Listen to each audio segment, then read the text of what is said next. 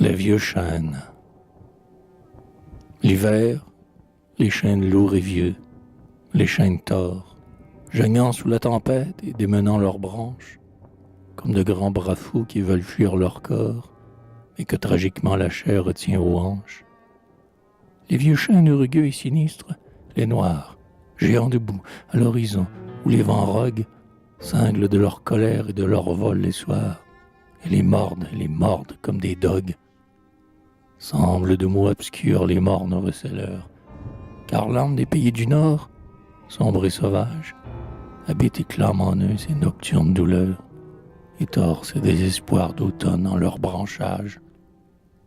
Or, leurs plaintes et leurs plaintes, durant la nuit, d'abord lointainement douces et miaulantes, comme ayant joie et peur de troubler de leur bruit le sommeil ténébreux des campagnes dolentes.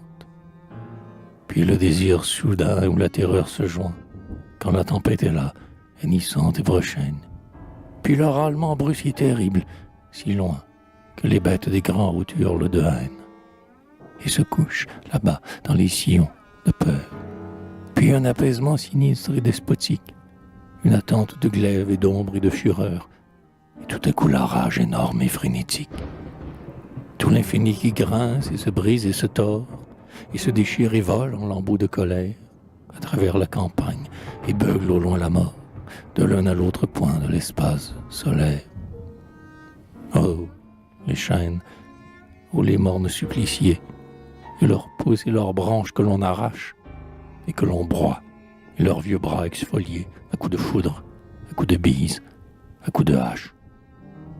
Ils sont crevés, solitaires, leur front durci et labouré, leur vieille écorce d'or et sombre, et leur sève se plaint plus tristement que si le dernier cri du monde avait traversé l'ombre.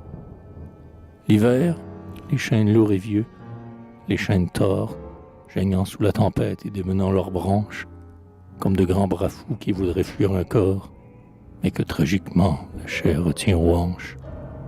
Semblent de mots obscurs les mornes receleurs, car l'âme des pays du Nord, sombre et sauvage, habite et clame en eux ces nocturnes douleurs, et tord ces désespoirs d'automne en leur branchage.